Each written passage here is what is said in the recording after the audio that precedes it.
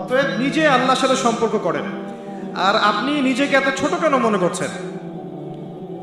আপনিও আল্লাহর সেই বান্দা, যে বান্দা আমি, যে বান্দা আর 10 জন মানুষ।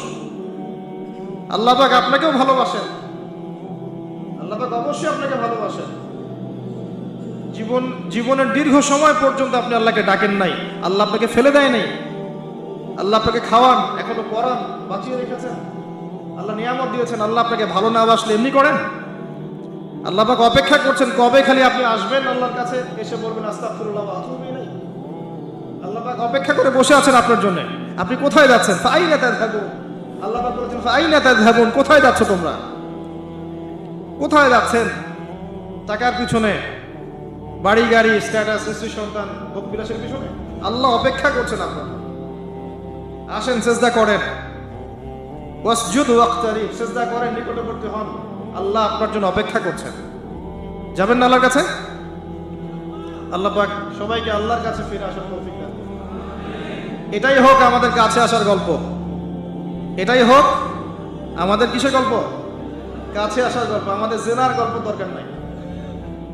ওদের কাছে জেনা হচ্ছে কাছে আসার গল্প, যার ব্যাপারে আল্লাহ বলেছেন লা তাকরাবু জিনা, ওর ধারের কাছেও যেও না, আর তারা ওইটাকে বলবে কাছে আসার গল্প। ইন্না লিল্লাহি ওয়া ইন্না ইলাইহি রাজিউন। আল্লাহ পাক আমাদের যুবক যুবতীদেরকে হেদায়েত দান করুন, পিতা মাতাদেরকে পরিবারে অনুশাসন বজায় রাখার তৌফিক দান করুন। আমাদের এই কাজগুলোর প্রতিফল কিন্তু আমাদেরকে ভোগ করতে হবে। আমাদের মেয়েদের, আমাদের ছেলেদের, তাদেরকে আমরা কিভাবে বড় করছি এটার হিসেব কিন্তু আমাদেরকে চুকিয়ে দিতেই হবে। পিতা মাতাদেরকে বলবো সচেতন হয়ে যান। আল্লাহ পাক তৌফিক এনায়েত করুন, আমিন। আর যারা ওই পথে চলে গেছেন তাদের উদ্দেশ্যে একটা কথা বলবো, সেটা হচ্ছে যে এটা একটা মোহ, একটা ভ্রম। বাস্তবতা হচ্ছে যে আপনাকে প্রতিশ্রুতি দিচ্ছে সে আপনাকে অনেক ভালোবাসে, আদতে সে আপনাকে ভালোবাসে না। আদতে সে আপনার অবস্থানকে ভালোবাসে। আপনি আজ হোক আর কাল হোক এটা বুঝতে পারবেন যে সে আপনাকে ভালোবাসে না, আপনার অবস্থানকে ভালোবাসে। আপনার অবস্থান যদি ভালো থাকে সে আপনাকে ভালোবাসবে, অবস্থান ভালো না থাকলে ভালোবাসবে না। একইভাবে আপনি একটা মেয়ের কাছে যে ভোগবিলাস চাচ্ছেন, একটা ছেলে একটা গায়রে মাহরাম মেয়ের সাথে ফ্রি মিক্সিং করলে তার একটাই উদ্দেশ্য থাকে, সেই মেয়েটাকে ভোগ করা। সুযোগ পেলেই সেই মেয়েটাকে ভোগ করে ফেলবে। আর একইভাবে এই মেয়েও দেখবেন আপনার যতটুকু সামর্থ্য আছে, অর্থবিত্ত যা যা আছে, এটাকে সে ইউজ করার চেষ্টা করছে তার স্বার্থে। বাস্তবিক অর্থে দুজন দুজনকে ভালোবাসে না মোটেই, দুজন দুজনের স্বার্থকে ভালোবাসে। ভালোবাসা আল্লাহর পক্ষ থেকে আসে। কখন আসবে? যখন আপনি হালালের উপর থাকবেন, যখন আপনি বিয়ে করবেন হালালভাবে। অচেনা একটা মেয়ের প্রতি দেখবেন আল্লাহ পাক এমন ডিভাইন একটা লাভ দিয়ে দিবেন, ওয়াজআলা বাইনাকুম মাওয়াজ্জাতা ওয়া রাহমা। আল্লাহ পাক তার পক্ষ থেকে উভয়ের মাঝখানে হৃদ্যতা, ভালোবাসা, মহব্বত দান করবেন। এটা ডিভাইন, আল্লাহর পক্ষ থেকে আসবে, ঐশ্বরিক। আর বাকিটা হচ্ছে ঐশাচিক, শয়তানি, প্রবৃত্তির দাসত্ব, ভোগবাদী। এগুলো খেয়াল রাখবেন। এতে করে যা হবে, আপনি একবার আপনার ইজ্জত হারায় ফেললে কখনো ফিরে পাবেন না। অদ্ভুত বিষয়, মানে এই বিষয়গুলোকে আমরা কিছু মনেই করি না। আমরা কিন্তু কিছু মনেই করি না, মনে করি এটা একটা মানে সোশ্যাল কালচার। গার্লফ্রেন্ড বয়ফ্রেন্ড থাকবে, একটা সোশ্যাল কালচার। এভাবে যে কত ছেলে কত মেয়ে, লক্ষ লক্ষ কোটি কোটি নিত্যদিন জেনা করছে, আল্লাহ ভালো। আল্লাহ পাক আমাদের যুব সমাজকে হেদায়েত করুন। আর যে প্রশান্তির জন্য আপনি তার কাছে যাচ্ছেন সেটা তার কাছে নাই। প্রশান্তি আছে কোরআনের কাছে, প্রশান্তি আছে নবীর সুন্নায়, প্রশান্তি আছে আল্লাহর জন্য সেজদায়। তার আল্লাহর জন্য আল্লাহকে স্মরণ করে আপনি কাঁদবেন, প্রশান্তি পাবেন। আল্লাহর জন্য কিছু কাজ করবেন, তার দিনের কোনো খেদমত করবেন, প্রশান্তি পাবেন। আল্লাহর কোরআনের 10টা আয়াত মুখস্থ করেন, মনে এমন শান্তি আসবে যেটা আপনি কোথাও পাবেন না। আমি চ্যালেঞ্জ করে বলছি আপনাকে, আপনি আল্লাহর কিতাবের আজকে গিয়ে 5টা আয়াত মুখস্থ করেন, অর্থটা পড়বেন, কয়েকবার চর্চা করেন, মানুষকে শোনান, আপনি মনে এমন একটা প্রশান্তি পাবেন যেটা পৃথিবীর কোনো জায়গায় পাবেন। এখানে প্রশান্তি এত এত বেশি মাত্রা আসবে, যার খবর যদি ওই পশ্চিমারা জানতো তাহলে আমার কলিজায় বোম মেরে উড়িয়ে দিত। কথা বুঝতে পারেন নাই? আল্লাহর পথে চললে যে প্রশান্তিটা পাওয়া যায়, এর খবর যদি ইসলামের শত্রু জানতো তাহলে মুসলিমদের কলিজায় পারমাণবিক বোমা মারত। তারা জানে না কি প্রশান্তি এখানে পাওয়া যায়। আপনি যে প্রশান্তির জন্য এখানে যাচ্ছেন এটা ওখানে নাই। কোরআনের কাছে আছে, সেজদায় আছে, নামাজে আছে, তাহাজ্জুদে আছে, আল্লাহর জিকিরে আছে। আর নেককার স্ত্রীর কাছে আপনি প্রশান্তি পাবেন। এটা আল্লাহ আপনাকে গিফট দিয়েছেন। আদম আলাইহিস সালামকে আল্লাহ পাক দিয়েছেন না? তার একাকী বোধ হচ্ছিল জান্নাতে, আল্লাহ পাক সঙ্গিনী সৃষ্টি করেছেন। এখানে আপনি প্রশান্তি পাবেন, বাকিগুলো প্রশান্তির উৎস নয়। পরে দেখা যাবে ওখানে ছ্যাঁকা খেয়েছে, খেয়ে তারপরে মাদক সেবন করবে, তারপরে মিউজিকের কাছে যাবে, তারপরে দেখবেন যে পতিতালয় যাচ্ছে, তারপরে হয়তো গুন্ডামি করবে, জীবনটা উচ্ছৃঙ্খল হয়ে গেল। কেউ কেউ আত্মহত্যাও করবে, কারণ হচ্ছে ওই যে শুরুতে একটা মেয়ের সাথে প্রেম করে ছ্যাঁকা খেয়েছে, ওখানে প্রশান্তি খুঁজেছে, শয়তান এদেরকে নিয়ে খেলেছে, এক পর্যায়ে দুজনের জীবন নষ্ট করে ফেলেছে। আদতে কি হলো, মুসলিম উম্মাহ থেকে দুইটা নক্ষত্র ঝরে গেল। হয়তো ওই যুবককে দিয়ে দিনের কোনো খেদমত হতো, এখন আর হলো না। হয়তো ওই যুবক তার যৌবনকালটা ইবাদত করে কাটাতে পারতো, আরো সে ছায়া পেত, আর পেল না। শয়তান সাকসিড, শয়তান জিতে গেল। এই হচ্ছে বাস্তবতা। বাস্তবতা বোঝেন, আল্লাহর কাছে ফিরে আসেন, আল্লাহ আপনার অপেক্ষা করছেন। আসবেন না আল্লাহর কাছে? এটাই হোক আল্লাহর কাছে আমাদের কাছে আসার গল্প। আল্লাহ পাক আমাদেরকে তৌফিক দান করুন, আল্লাহুম্মা আমিন। নামাজটা ছাড়েন না, যত পাপ করছেন করেন, আমি বলি নামাজ ছাড়েন না। ইনশাল্লাহ একদিন নামাজই আপনাকে পাপ থেকে বের করে আনবে ইনশাআল্লাহ। শয়তান আপনাকে হতাশ করতে চাইবে, শয়তান আপনাকে হতাশ করতে চাইবে যে তুই তো গার্লফ্রেন্ডের সাথে কথা বললি, রাতের বেলা পর্ন দেখলি, তুই তো ফ্রি মিক্সিং এ আছিস, তুই মাদক দ্রব্য খাচ্ছিস, তুই কাজে ফাঁকি মারিস, তুই ট্যাক্স আদায় করিস নাই, দুর্নীতি করছিস, তুই আবার নামাজ পড়বি কেন? শয়তান আপনাকে বোঝাবে কিন্তু যে নামাজ তো আমার শোভা পায় না, আমি তো অনেক পাপী মানুষ। এই ধোকায় পা দিবেন না। আপনি নামাজ কন্টিনিউ করতে থাকেন, ইনশাল্লাহ আল্লাহ পাক আপনাকে পাপ থেকে বের করে আনবেন ইনশাআল্লাহ। ওই নামাজটা যদি ছেড়ে দেন তাহলে আর কোনো হাতিয়ার বাকি থাকবে না। আর আপনি যত পাপ করেন না কেন, মায়ুস হবেন না, মন ছোট করবেন না।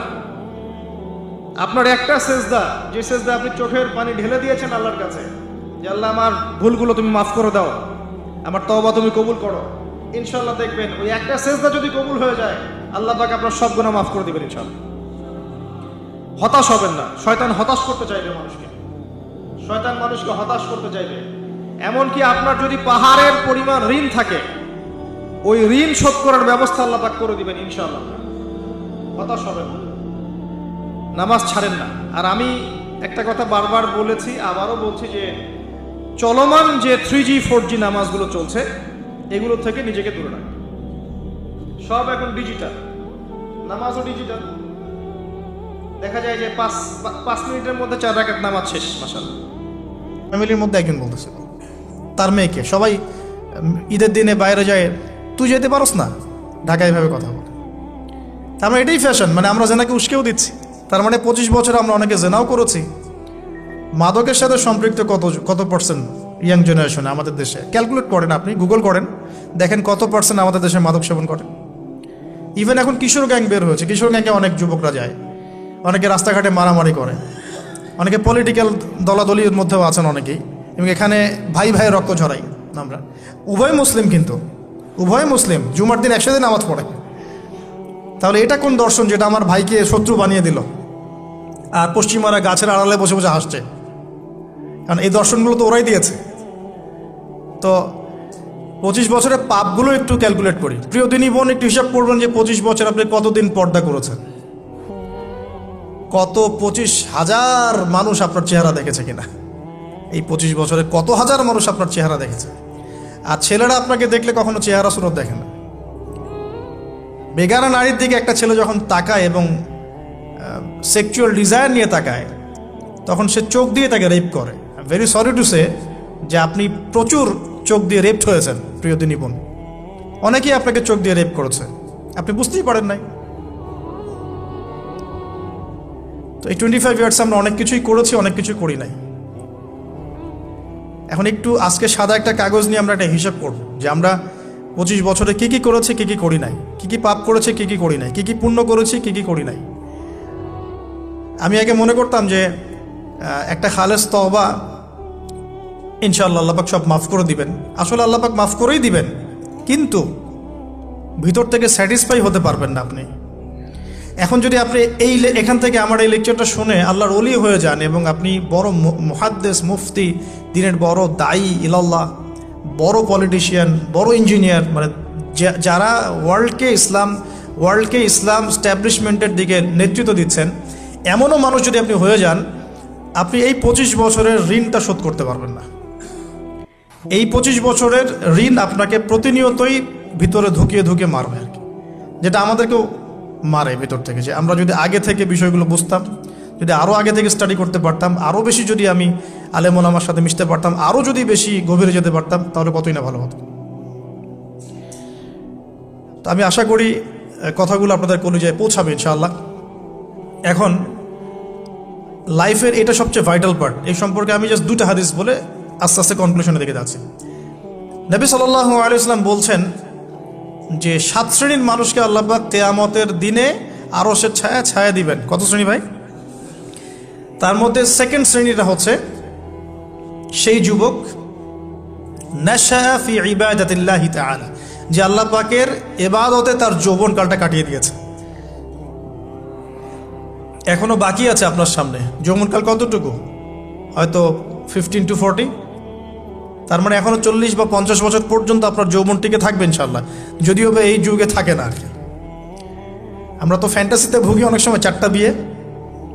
বাস্তবতা হচ্ছে এই যুগে একটাই ডিফিকাল্ট। একজনকে সন্তুষ্ট করে কি ডিফিকাল্ট। এখন সেই যুগ না তো। আমরা তো হর্স রাইড করি না, আমরা তো এক্সারসাইজ করি না, আমরা তো এখন অনেকে খেলিও না। আমরা ফাস্ট ফুড খাই, আমরা হাইজেনিক খাবার খাই না, আমরা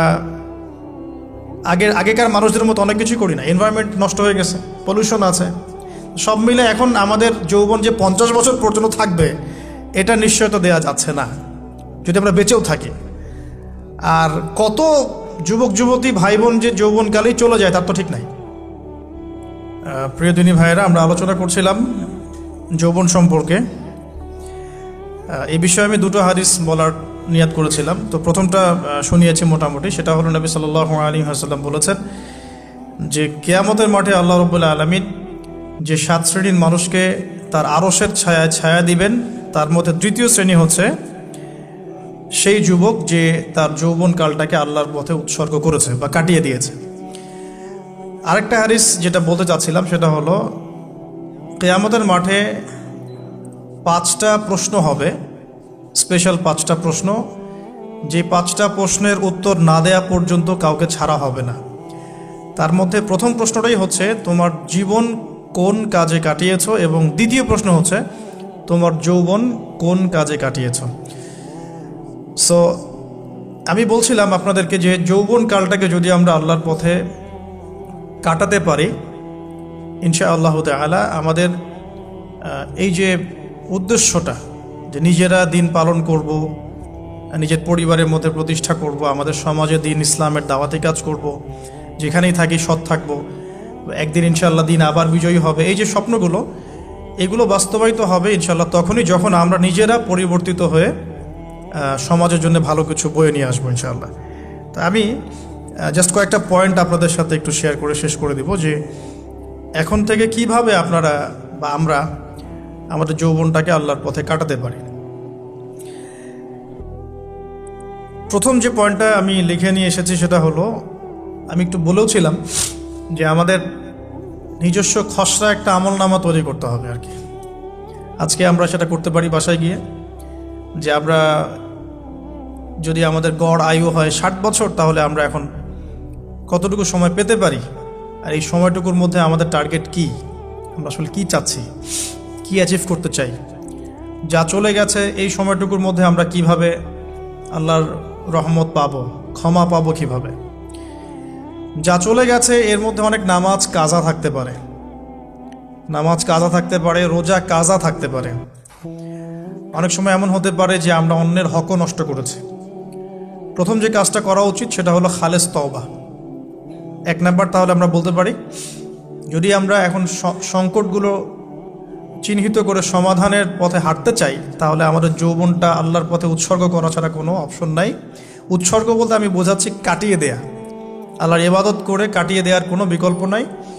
তার জন্য প্রথমত আমাদের নিজেদের জীবনের কৃতকর্মগুলোর হিসাব নিকাশ মেলাতে হবে, 1 নাম্বার। আর 2 নাম্বার হচ্ছে বিশুদ্ধ তওবা করে আল্লাহর পথে ফিরে আসতে হবে। বিশুদ্ধ তওবা কিভাবে করব এটা আমরা অনেকে বুঝি না। অনেকে মনে করি যে মুখ দিয়ে জাস্ট আস্তাগফিরুল্লাহ বললেই হয়তো তওবা হয়ে যায়। বিষয়টা এমন নয়। বিশুদ্ধ তওবা হচ্ছে আপনি আল্লাহর দিকে পরিপূর্ণ অভিমুখী হবেন, রুজু করবেন, এর নাম হলো বিশুদ্ধ তওবা। যে পাপগুলো করেছি এগুলোর জন্য ক্ষমা চাওয়া, এই পাপগুলো কোনোদিন করব না এরকম প্রত্যয় ব্যক্ত করা, আর যদি অন্যের সাথে সম্পৃক্ত কোনো হক থেকে থাকে সেটা ফেরত দেওয়া। তো আমরা আজকে গিয়ে সুন্দর করে অজু করে 2 রাকাত নামাজ পড়তে পারি। 2 রাকাত নামাজ পড়ে আমরা আল্লাহকে বলতে পারি যে আস্তাগফিরুল্লাহাল্লাযী লা ইলাহা ইল্লা হুয়াল হাইয়ুল কাইয়্যুম ওয়া আতুবু ইলাইহি। আল্লাহ, আমি আমার জীবনের এই যে একটা বড় সময় তোমার থেকে দূরে ছিলাম, নামাজ কাজা হয়েছে, রোজা কাজা হয়ে গেছে, চোখের হেফাজত হয় নাই, জিনা হয়ে গেছে নাউজুবিল্লাহ, মাদকের সাথে সম্পৃক্ত ছিলাম নাউজুবিল্লাহ, আমরা মিউজিক্যাল ইনস্ট্রুমেন্ট প্লে করেছি, ইত্যাদি ইত্যাদি। এগুলো থেকে আল্লাহ আমরা আজকে তোমার কাছে তওবা করছি, ক্ষমা চাচ্ছি এবং আগামী দিনগুলোতে তোমার হুকুম আহকাম মেনে চলার তৌফিক চাচ্ছি। দুটো জিনিস খুব প্রয়োজন, একটা হলো তৌফিক, একটা হলো দোয়া। আপনার প্রচেষ্টা আল্লাহর কাছে দোয়া করতে থাকা এবং আল্লাহর কাছে তৌফিক কামনা করতে থাকা। আল্লাহ পাক যাকে ইচ্ছা তাকে তৌফিক দিয়ে থাকেন। আল্লাহ রাব্বুল আলামিন যাকে ইচ্ছা তাকে তৌফিক দিয়ে থাকেন। যে আল্লাহর কাছে যত বেশি চাইবে আল্লাহ পাক তত বেশি দিবেন ইনশাআল্লাহ। তো এই জন্য চেয়ে নিতে হবে। প্রথমত চেয়ে নেবেন যে আল্লাহ আপনি আমাকে তৌফিক দিন যাতে করে আমি আমার পুরো জীবনটাকে আপনার ইবাদতে কাটাতে পারি, আরও সে ছায়া পেতে পারি। আল্লাহ কবুল করুন, আমিন। এখন ইস্তেগফার করার পর যার যার হক তাকে তাকে ফিরিয়ে দেওয়া উচিত। যদি আপনি বা আমি আল্লাহ না করুক কারো হক নষ্ট করে থাকি, সেটা ফিরিয়ে দিতে হবে। এই হক নষ্ট ফিরিয়ে দেওয়ার মানে এটা নয় যে গার্লফ্রেন্ডকে কথা দিয়েছিলেন বিয়ে করবেন, সেখান থেকে ফিরে আসা যাবে না। ব্যাপারটা কিন্তু এমন নয় আর কি। এরকমও প্রশ্ন আমাদের কাছে অনেকে করেছেন যে আমি তো আমার গার্লফ্রেন্ডকে কথা দিয়েছিলাম যে আমি তোমাকে ছাড়া আর কাউকে বিয়ে করব না, তো এখন কি আমি ফিরে আসলে, তওবা করে ফিরে আসলে কি এর জন্য আল্লাহ আমাকে ধরবেন কিনা? মনে রাখবেন, শয়তান হচ্ছে এই পৃথিবীর সবচাইতে ইন্টেলেকচুয়াল প্রাণী। সিরিয়াসলি, ও যে এত বেশি স্মার্ট যেটা আমাদের চিন্তার বাইরে। যখন শয়তান সরাসরি মানুষকে পথভ্রষ্ট করতে ব্যর্থ হয় তখন কিছু নেক সুরত ধারণ করে। দিনী ভাই দিনী বোন, এটা নেক সুরত, ঠিক আছে। তারপরে দাড়ি টুপিওয়ালা মানুষের মধ্যে এটা ঢুকিয়ে দেওয়া যে আমি তো অনেক আবেদ মানুষ, পরহেজগার, ওরা তো ককরোচ। দেখবেন বেশি না, 1 মাস যদি কেউ নামাজ পড়ে, 1 মাসে 10টা বই পড়াশোনা করে, ইসলাম সম্পর্কে একটু ঘাটাঘাটি করা শুরু করে, অন্যদের সাথে কথা বলার ক্ষেত্রে তার যে বডি ল্যাঙ্গুয়েজ এটা খেয়াল করবেন। শয়তান কিন্তু অনেক স্মার্ট, এভাবে শয়তান অনেকভাবে মানুষকে প্রতারিত করতে পারে। সো শয়তানের নেক্সট শুরুতে ধোকায় পা দিবেন না। আল্লাহ পাক আমাদের সবাইকে হেফাজত করুন, আমিন।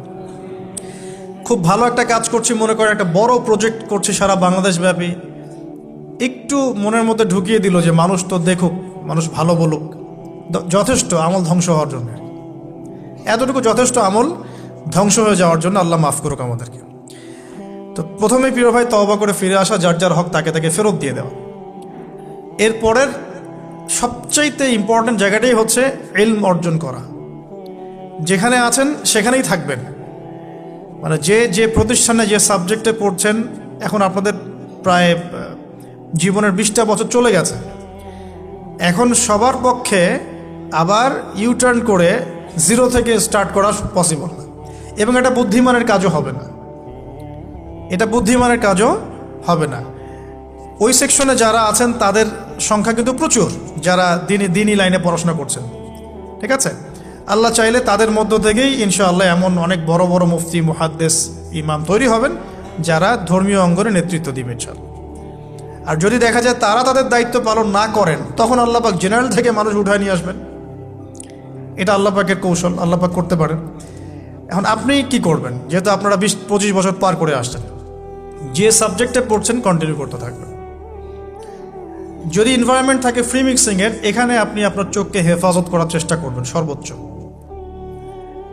এ ব্যাপারে আমি একটা বই সাজেস্ট করি, এই বইটা পড়লে ইনশাআল্লাহ আপনার অন্তরের মধ্যে এই বিষয়গুলো কমে আসবে ইনশাআল্লাহ। সেটা হলো তাসকিয়া, ও আরেক নামে এসেছে, সেটা হলো তাসাউফ ও আত্মশুদ্ধি। তাসাউফ ও আত্মশুদ্ধি পুরো ওয়ার্ল্ডের ওয়ান অফ দ্য মোস্ট, বলবো যে অনারেবল একজন আলেমে দিন, টপ 10-এর মধ্যে একজন, আল্লামা তাকি উসমানী দামাত বারাকাতুহু, তার লেখা বই তাসাউফ ও আত্মশুদ্ধি। বাংলাদেশে যে মাকতাবাতুল আশরাফ তারা প্রকাশ করেছে, এই বইটা যদি পড়েন আপনার মনের মধ্যে নফসের যে খারাপ রিপুগুলো, এগুলো আস্তে আস্তে কমতে থাকবে ইনশাআল্লাহ। এবং এই বইটা আমি বলি যে বারবার পড়া উচিত। হ্যাঁ, তো আল্লাহ তৌফিক দান করুন। এখন পুরোপুরি ট্র্যাক চেঞ্জ করতে যাবেন না, আপনি আপনার ট্র্যাকেই থাকবেন। এখন এই ট্র্যাকে থেকে আপনি কিভাবে ইসলামিক বেসিক জ্ঞান অর্জন করবেন, কিভাবে পসিবল? কঠিন, অসম্ভব কিছু না, কঠিন। আমি অভিজ্ঞতা থেকে বলি আমার মতো করে। ফার্স্ট অফ অল, একজন বিজ্ঞ কারি সাহেব, হাফেজে কোরআন বা কারি, প্রাথমিক স্টেজ বলছি, বিজ্ঞ একজন কারি সাহেব বা হাফেজে কোরআন, যার সাথে আপনার ভালো সম্পর্ক বা যাকে আপনি চিনেন, রিনাউন্ড বা যিনি খুব কোঅপারেটিভ, আপনাকে সময় দেন, টাইম দেন, এরকম কারো কাছে গিয়ে আপনি কোরআন তেলাওয়াত করা শিখবেন আগে। ফার্স্ট অফ অল এটা কাজ, কোরআন তেলাওয়াতটা আগে শিখবেন। আমি তো যে দুঃখ করে বলি, কষ্ট করে বলি যে আমাদের এই দিনী অঙ্গনে এমন অনেক মানুষ আছে যারা ইভেন কোরআন রিসাইট পর্যন্ত করতে না পেরেও অনেক বড় বড় জায়গায় অভিনয় করেন, দিনিয়াতের অভিনয় করে যান, নিজের সাথে অভিনয় করে যান। অনেক সময় উদ্ধতাবশত বড় বড় আলেমদেরকে বাহাসের জন্য চ্যালেঞ্জ করে থাকেন, অথচ কোরআন তেলাওয়াত শুদ্ধ না। কোরআন তেলাওয়াত শুদ্ধ না মানে নামাজই হচ্ছে না। কোরআন তেলাওয়াত শুদ্ধ না মানে কি? নামাজ হচ্ছে না। কবুল করার মালিক তো আল্লাহ, শর্ত তো এটা। কবুল করার মালিক তো আল্লাহ। আল্লাহ পাক চাইলে কেউ এক ওয়াক্ত নামাজ না পড়লেও তওবা করে ফিরে আসছে মৌতের আগে, হয়তো আমরা জানি না, আল্লাহ মাফ করে দিয়েছেন, হতে পারে না? এটা তো শর্ত। কোরআন তেলাওয়াত তাজবিরের সাথে শিখতে হবে। তো এখানে যদি একজন আলেম থাকেন, একজন কারি থাকেন, হাফেজ থাকেন, তার কাছে আপনারা ব্যাচ করে পড়লেন, অথবা সে যদি কোনো ইনস্টিটিউট খোলে সেখানে আপনারা একটু সময় দিলেন, বা যারা পড়তে জানেন আবার মস্ক করে নিলেন। ফজরের পর 1 ঘন্টা, সপ্তাহে 3 দিন, 3 মাস এনাফ। ফজরের পর 1 ঘন্টা, সপ্তাহে 3 দিন, আপনার 2 থেকে 3 মাস যথেষ্ট। কোরআন তেলাওয়াত আপনি শিখে ফেলবেন ইনশাআল্লাহ। এটা প্রথম কাজ। এটা না করে পরের কাজগুলো আসলে পসিবল না। এগুলো সব জাতামাতা কাজ হয়ে থাকবে, এগুলো মানে পূর্ণতা পাবে না। প্রথম কাজটাই কোরআন তেলাওয়াত শেখা। এরপরে আপনার অনেকে তাবলিগ জামাতে সময় দেন, সময় দিবেন। অনেকে দেখা যায় যে বাসায় দিনই বই পুস্তক পড়েন, এগুলো পড়বেন, ঠিক আছে। অনেকে হাদিসের বইয়ের যে অনুবাদগুলো হয়েছে এগুলো পড়বেন, সমস্যা নেই। কিন্তু কোরআন তেলাওয়াত অবশ্যই শিখবেন। তারপরে আপনি যদি এখান থেকে বের হওয়ার পরে বা রানিং অবস্থাতেও যদি সময় বের করতে পারেন, তাহলে মাদ্রাসা অঙ্গনের কোনো আলেমের সহবতে গিয়ে আপনি অ্যারাবিক ল্যাঙ্গুয়েজ এবং অ্যারাবিক গ্রামার শিখবেন। ওটা আপনার শেখার লেসন 2, কোরআনের পর এটা শেখার লেসন 2। অ্যারাবিক ব্যাকরণ, অ্যারাবিক গ্রামার এবং অ্যারাবিক ল্যাঙ্গুয়েজ ছাড়া কোরআনের তাফসির, তর্জমা এগুলো বোঝা যায় না। যে যাই বলুক, এটাই ফুল স্টপ কথা। তাফসির আপনি তো বঙ্গানুবাদ দেখে অনেক কিছু বুঝতে পারেন ঠিকই। আল্লাহ পাক বলেছেন সুদ খেও না, জেনার ধার কাছে যেও না, এগুলো কমন মেসেজ, সেগুলো সবাই নিতে পারে। একজন অমুসলিম ভাইও ওইটা যদি বাংলা পড়তে পারে, সেও বুঝতে পারবে কি বলতে যাচ্ছেন আল্লাহ পাক। অ্যারাবিক ল্যাঙ্গুয়েজ, অ্যারাবিক গ্রামারের ভিতরে না ঢুকলে আপনি কোরআনের ভাষাটাকে ধরতে পারবেন না। আল্লাহ পাকের যে মানে ঐশী গ্রন্থের বালাগাত, এটা আপনি বুঝতে পারবেন না। তো এই জন্যে এটা তো সিম্পল এক্সাম্পল। আমরা যদি এখানকার ল্যাঙ্গুয়েজ কি বইগুলোর, ইংরেজি না বাংলা? ইংলিশ। মাশাআল্লাহ, ইংলিশ ল্যাঙ্গুয়েজ যদি না জানতাম, আমি কি এখানে পরীক্ষা অ্যাটেন্ড করতে পারতাম? আমি তো ওই টপিকটাই বুঝবো না, কোন টপিক আলোচনা হচ্ছে, স্যার কী পড়াচ্ছেন। আমার তো ইংরেজি গ্রামারের এবং ইংরেজি ল্যাঙ্গুয়েজটিক আমার কোনো দক্ষতা নাই। তাহলে আমি কীভাবে ওই চ্যাপ্টার 1, চ্যাপ্টার 2, চ্যাপ্টার 3, এই টপিক ওই টপিক কেমন করে বুঝতে পারি? সিমিলার এখানে কোরআনের ক্ষেত্রে যদি আপনি ল্যাঙ্গুয়েজগুলো না জানেন এবং গ্রামারটা না বোঝেন, তাহলে কোন সূরার ভিতরে কি গভীর মর্ম, এগুলো আপনি ধরতে পারবেন। ভাষা একটা অর্থ বুঝতে পারবেন, ভাষা অর্থ। ভাষা ভাষা অর্থ পরীক্ষায় পাশ করাতে পারে, কিন্তু A+, গোল্ডেন A+ আনতে পারে না। তো আশা করি আপনি বুঝতে পারছেন যে আমি কী বলতে যাচ্ছি। তো এটার জন্যে এখন এক্সাম্পল বুঝে নেন, এই যে এখানে ইংরেজি ল্যাঙ্গুয়েজ পড়ছেন, ওই ল্যাঙ্গুয়েজের উপরে বেস করে আপনি বইগুলো শেষ করছেন, এটা কি ওস্তাদ ছাড়া করছেন না ওস্তাদ সহ করছেন? টিচার লাগে না লাগে না? সেম জিনিস, কোরআনের ভাষা শিখতে হলেও, গ্রামার শিখতে হলেও এরকম কিছু ওলামা একরাম আপনাকে খুঁজে বের করতে হবে। এখন ওলামা একরামরা কিন্তু অনেক ব্যস্ত, অনেকের অনেক কাজ থাকে, অনেকের মাদ্রাসা থাকে, অনেকের দিদি খেদমত থাকে। এর মধ্যেও আল্লাহর কাছে দোয়া করতে থাকেন, ইনশাল্লাহ আপনাকে আপনার ওস্তাদ আল্লাহ পাঠিয়ে দিবেন ইনশাল্লাহ। আল্লাহ পাক কাউকে ওস্তাদ ছাড়া রাখবেন না। তো ওস্তাদের কাছে আপনার বিহেভিয়ার কেমন হবে, এখন আপনি টিচারের সাথে যেমন বিহেভিয়ার রাখেন সেরকম। তিনি সবক দিবেন, আপনি সেটা বাসায় কভার করবেন, নতুন পড়া নেবেন, আবার পড়া দিবেন। এইভাবে আস্তে আস্তে আস্তে আস্তে 4-5টা ক্লাসিক্যাল অ্যারাবিক গ্রামারের বই যদি কভার করতে পারেন, ইনশাআল্লাহ আপনি কোরআনের এই যে আলহামদুলিল্লাহ রাব্বিল আলামিন পড়ছেন, অর্থটা নিজেই বুঝতে পারবেন। হ্যাঁ, যালিকাল কিতাব লা রাইবা ফিহি হুদাল লিল মুত্তাকিন পড়ছেন, আপনি নিজেই বুঝতে পারবেন যে আল্লাহ পাক কী বলছেন আমাকে। তো এই যোগ্যতাটা অর্জন না করলে সত্যিকার অর্থে আমরা যে কোরআনিক সমাজ যেটা বলি আর কি বড় গলায়, এটা আসলে বাস্তবায়িত হবে না, তা আমার মত।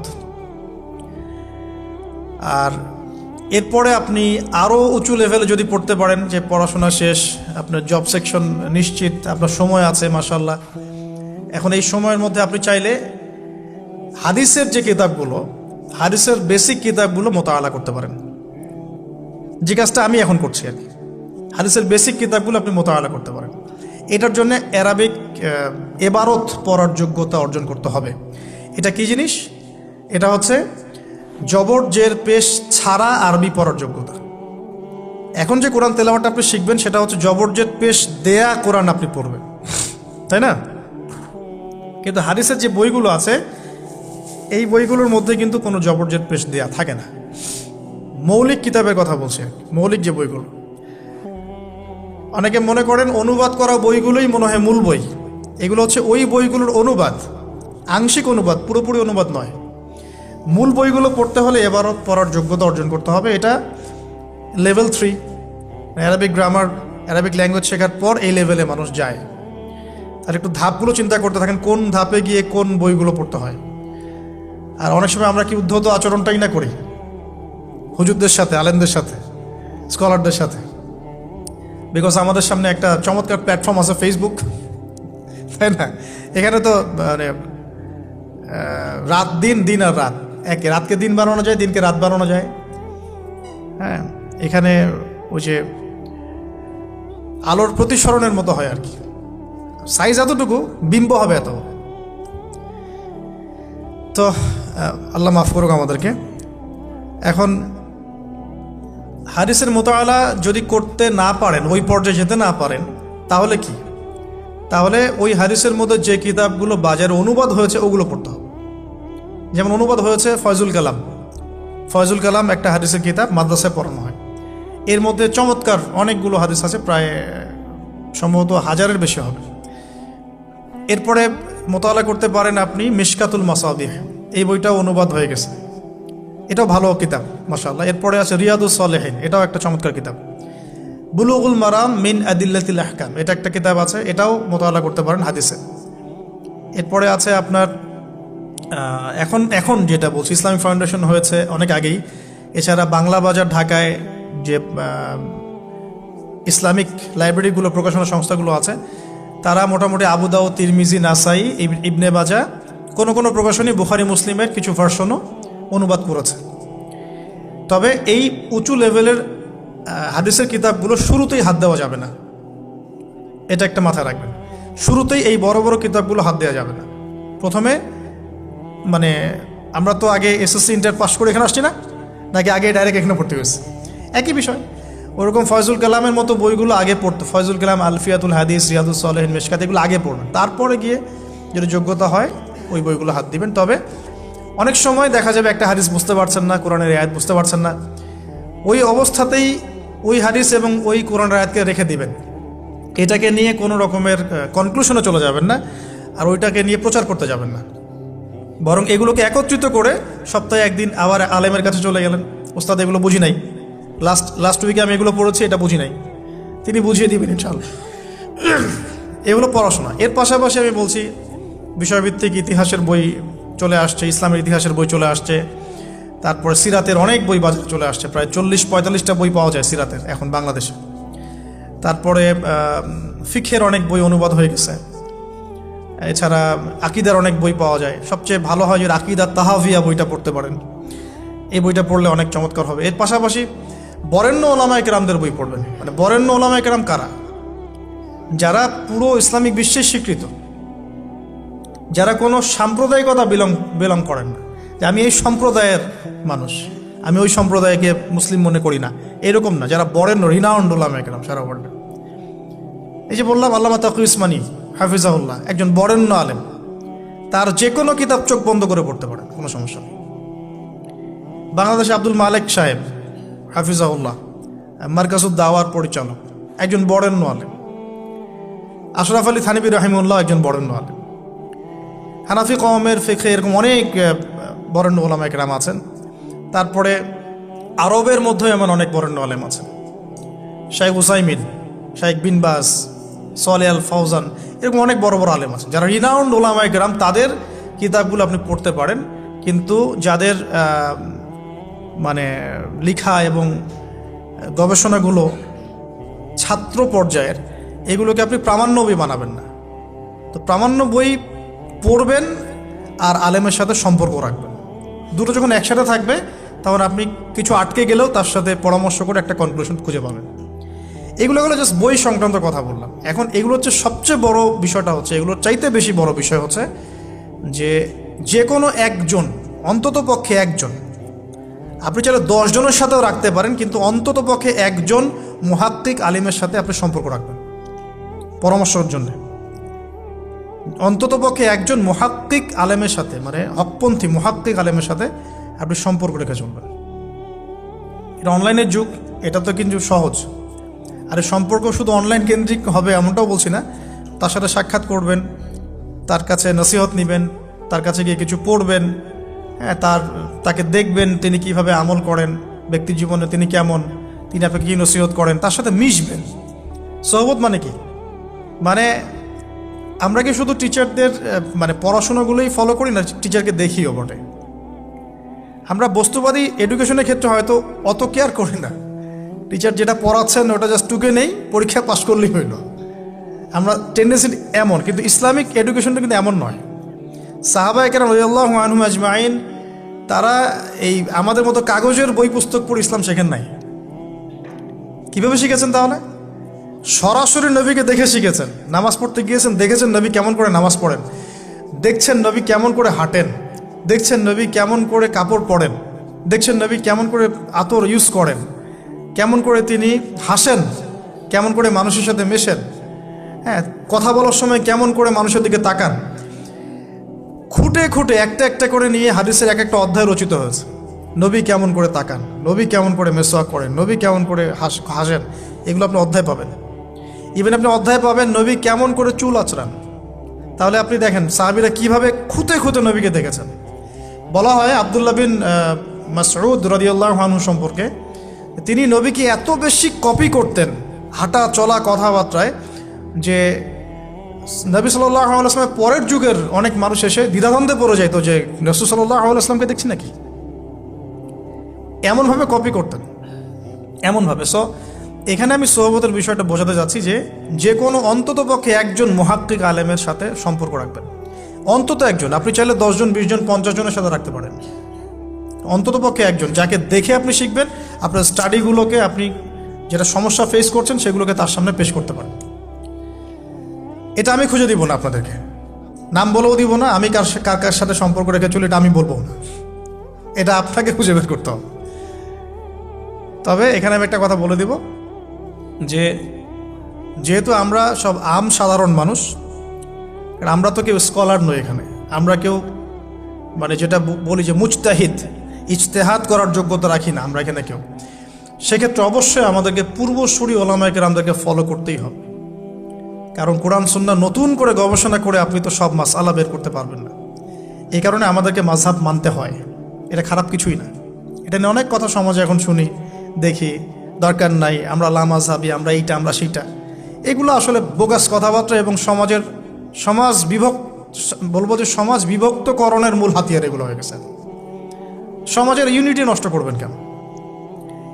কোরআন এবং সুন্নাহ আল্লাহ ফলো করতে বলেছেন, দ্যাটস অল। কোরআন সুন্নাহ আপনি কি এখন, আমি যদি আপনাকে কোরআন এই যে দিলাম, নেন কোরআন, নেন তাফসির ইবনে কাসির, নেন তাফসির জালালাইন, নেন আপনি তাফসিরে মারিফুল কোরআন, নেন এইটা, এই যে বুখারী নেন, মুসলিম নেন, তিরমিজি, আবু দাউদ, নাসাই সব নিয়ে নেন। এখন আপনি কি গবেষণা করে সব মাসআলা আমাকে দিতে পারবেন? ইম্পসিবল আমার পক্ষে, এখন ইম্পসিবল। তাহলে এগুলো যারা গবেষণা আগে করেছেন তাদের কিতাব তো আমাদেরকে পড়তে হচ্ছে। এটাই হলো তাদের মত নেয়া, তাদের মত অনুযায়ী পথ চলা। তো এই জিনিসগুলো নিয়ে যারা বাড়াবাড়ি করছে এটা খুবই দুঃখজনক। যে অবশ্যই কোরআন সুন্নাহকে ফলো করতে হলে আমাদেরকে হকপন্থী উলামায়ে কেরামের সোহবতে যেতেই হবে। তাদের বইপত্র, লেকচার, তাদের নসিহত, তাদের ফিকহের কিতাব এগুলো আমাদের ঘাটতে হবে। আদারওয়াইজ আমরা সরাসরি কোরআন সুন্নাহর দাবি করলেও মানতে পারবো না। সরাসরি কোরআন সুন্নাহ মানিয়ে দাবি করলেও মানতে পারবো না, বিকজ আমি তো কোরআন সুন্নাহর সব জ্ঞান রাখি না। ক্রিপ্টোকারেন্সি হালাল না হারাম আমি যদি আপনাকে এখন প্রশ্ন থ্রো করে দেই, নেন সব বই দিয়ে দিলাম কোরআন সুন্নাহর, আপনি কি ঘেটে আমাকে অ্যান্সার দিতে পারবেন? তাহলে এটা ঘাটবে কারা? যারা এটা ঘাটার যোগ্যতা রাখে।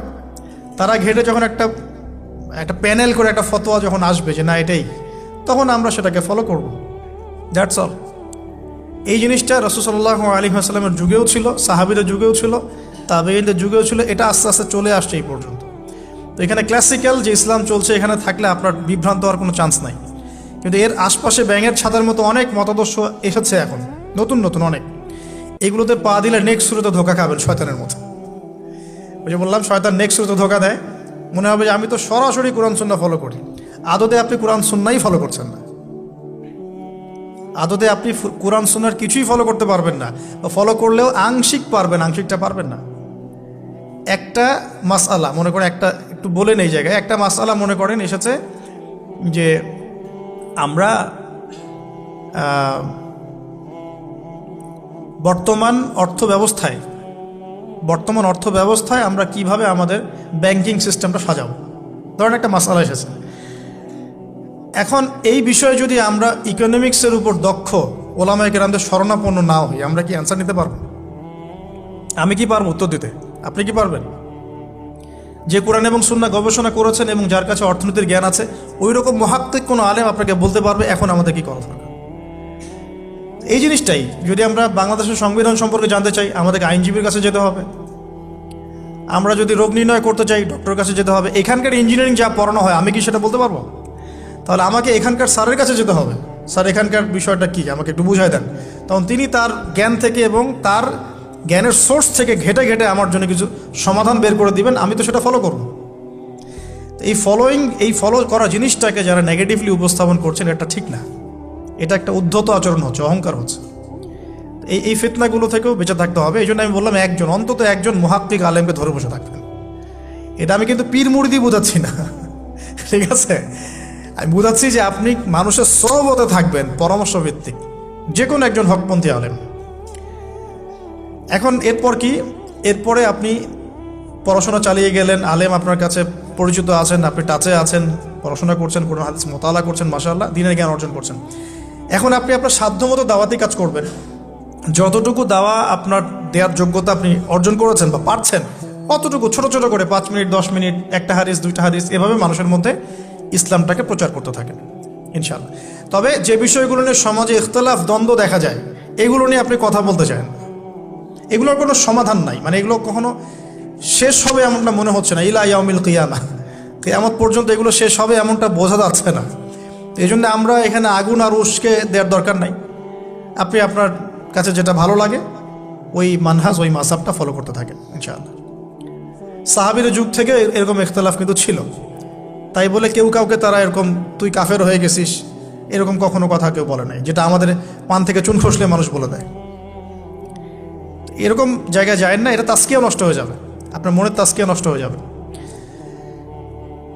এখন এরপরে আপনি বা আমি আমাদের কর্মক্ষেত্রটা সাজাবো। যেহেতু আমাদের এখন মাশাআল্লাহ পড়াশোনা হচ্ছে, আলেমদের সাথে আমরা সম্পর্ক রাখছি, শেষ করছি, একটু ধৈর্য ধরেন। কর্মক্ষেত্রটা আমরা সাজাবো। এখন আপনারা বের হয়ে যাবেন, জবে চলে যাবেন মাশাআল্লাহ।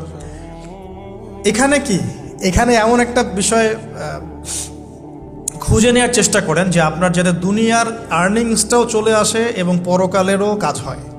এক্সাম্পল দিচ্ছি আমি একটা, ধরেন যে আমার 4-5টা মাদ্রাসা আছে, কথার কথা, আমি বিভিন্ন মাদ্রাসায় পড়াই।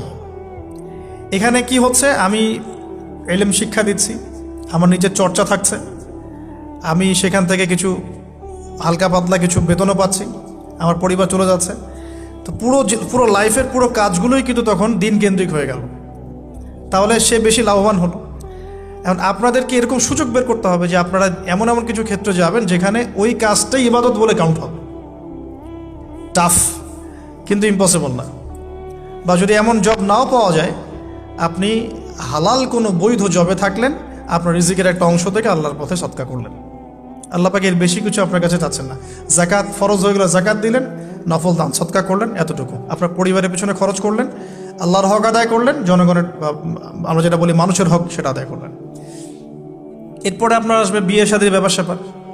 বিয়ে শাদীর ব্যাপার স্যাপার আগে আনলাম না কেন? কারণ ওই আত্মনির্ভরশীল না হলে তো মেয়েরা আপনার কাছে আসবে না। ওটা প্রেম করতে পারে, কিন্তু বিয়ের সময় তারা খুব সচেতন। বিয়ের সময় তারা অনেক বেশি কনসিয়াস যে না, সে কি করে এটা দেখতে হবে। এবং মেয়ের বাবা মার প্রথম প্রশ্নই হবে আপনি করেন কি। আপনি সুফি মানুষ, মনে করেন আপনি হচ্ছেন কি বলবো, যে আপনি হচ্ছেন মুহাদ্দিস, আপনি মুফতি, আপনি হচ্ছেন মুফাসসিরে কোরআন, কোনো দাম নাই। মেয়ের মায়ের কাছে এটার কোনো দাম নাই, মেয়ের বাবার কাছে এগুলো কোনো সাবজেক্ট না। ইল্লা মাশাআল্লাহ, এর বাইরেও কিছু মানুষ আছেন, কমন একটা ট্রেন্ড বললাম। প্রথম কোশ্চেন তারা করবেন যে আপনার স্যালারি কত, এবং আপনার জব আছে কিনা, আপনার বাড়ি আছে কিনা, ইত্যাদি ইত্যাদি। এই জন্যই বললাম যে আগে আর্নিং সোর্সটা নিশ্চিত করে তারপরে এদিকে যান, তাহলে সম্মানটা বজায় থাকবে।